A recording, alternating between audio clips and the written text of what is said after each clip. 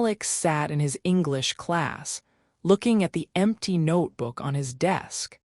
Mrs. Brown had just told the class about their new project. They needed to work in groups to make something special for the school festival.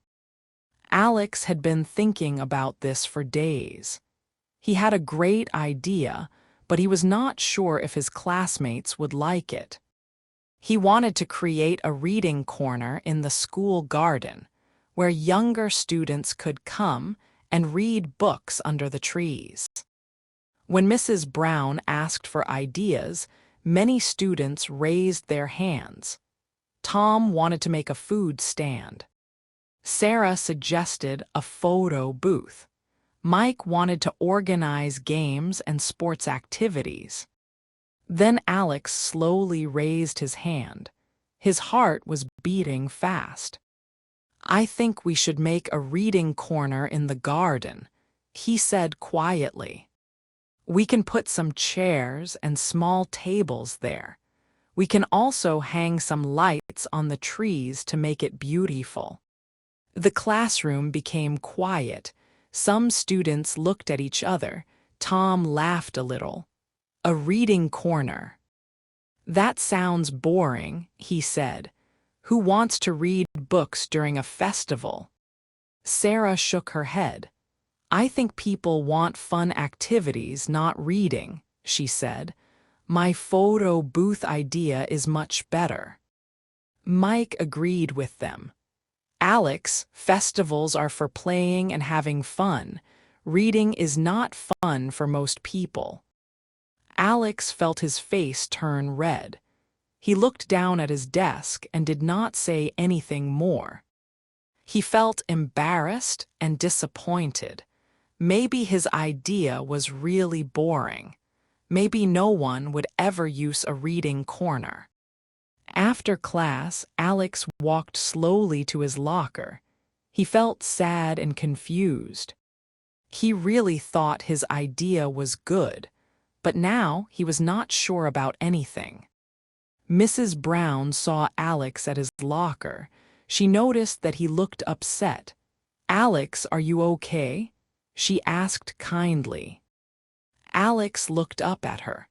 "Mrs. Brown, do you think my idea about the reading corner was stupid?" Mrs. Brown smiled warmly. "Stupid? Not at all, Alex. I think it was a wonderful idea, very creative and thoughtful." "But nobody liked it," Alex said sadly. "They all said it was boring." Mrs. Brown sat down on a chair next to Alex. "Sometimes, Alex, the best ideas are not popular at first. But that does not mean they are bad ideas. Your reading corner could help many students who love books and quiet places." "Do you really think so?" Alex asked. "I do," Mrs. Brown said. "But maybe you need to present your idea in a different way. Help your classmates understand why it would be good." That evening, Alex thought about what Mrs. Brown had said. He decided to work on his idea more. He drew pictures of how the reading corner would look. He wrote down all the good things about having a quiet place to read. The next day in class, Mrs. Brown gave students more time to discuss their project ideas. Alex took a deep breath and raised his hand again. "I want to talk about my reading corner idea again," he said. This time, his voice was stronger and more confident. Tom rolled his eyes. "Alex, we already talked about this. Nobody wants to read during a festival." But Alex did not give up. He stood up and showed his drawings to the class. "Look, this is not just about reading.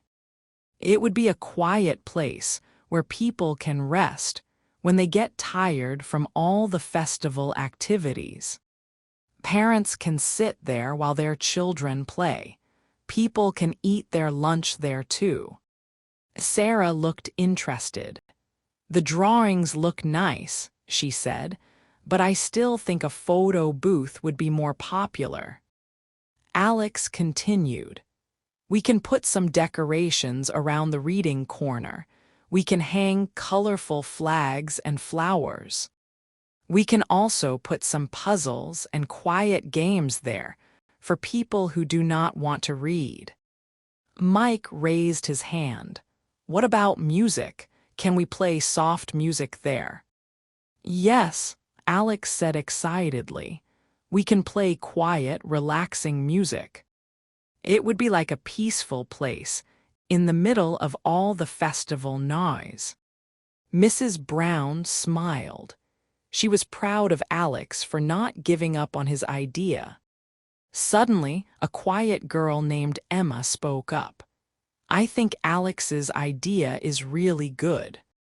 Sometimes I get tired at festivals because there is too much noise and too many people. A quiet place to rest would be perfect."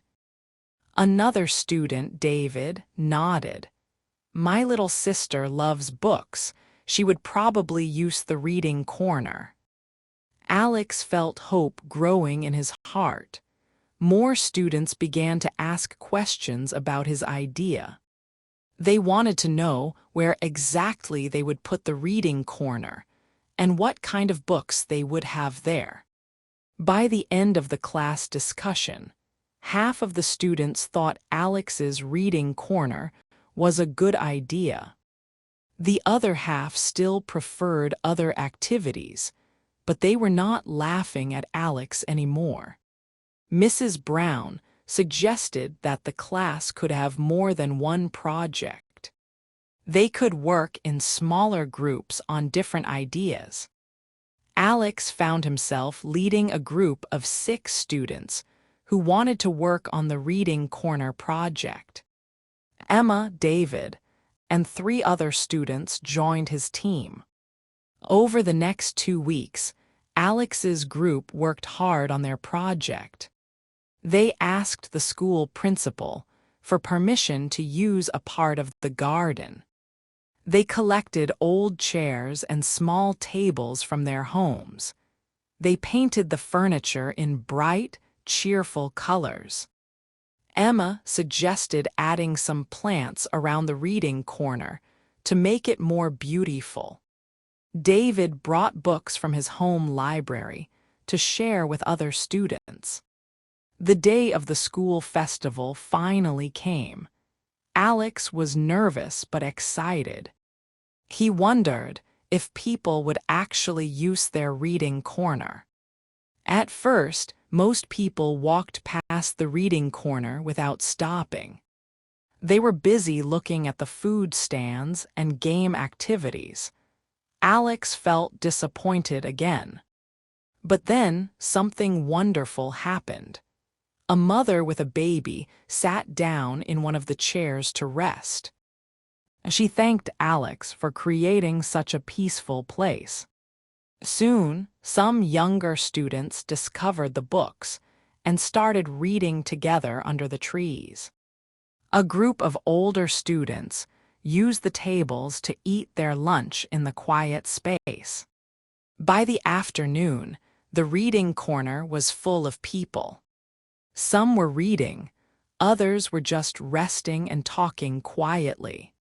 The soft music and colorful decorations made it feel like a special place. Mrs. Brown came to visit the reading corner. She had a big smile on her face. "Alex, look at this. Your idea is a great success. So many people are enjoying this peaceful space." Alex looked around at all the happy people using the reading corner. He felt proud and grateful. His idea had seemed unpopular at first, but he had not given up on it. Tom came over to Alex. "Hey, Alex, I have to say, your reading corner is actually pretty cool. My mom loves sitting here while I play games with my friends." Sarah also admitted that the reading corner was a good addition to the festival. It makes the festival more complete, she said. People need different kinds of activities. At the end of the festival day, Alex and his group cleaned up their reading corner. They were tired but very happy. Emma patted Alex on the shoulder. "Thank you for not giving up on your idea, Alex. This project taught me that sometimes the best ideas are the ones that seem different at first." Alex smiled. He had learned something important too. Good ideas sometimes need time and patience. When people do not understand an idea at first, it does not mean the idea is bad. It just means you need to explain it better and believe in yourself. Mrs. Brown gathered Alex's group around her. "You all did wonderful job," she said. "Alex, you showed great leadership and persistence. You taught everyone that it is important to stand by your ideas and work hard to make them happen." As Alex walked home that evening, he felt different. He felt more confident about his ideas and more willing to share them with others. He had learned that not everyone would always agree with him, and that was okay. The reading corner stayed in the school garden for the rest of the school year. Students used it during lunch breaks and after school. Alex often saw people reading and relaxing there, and it made him feel proud every time. His experience taught him that believing in your ideas and working hard to improve them is more important than having everyone like them immediately. Sometimes the best ideas just need a little more time to be understood and appreciated.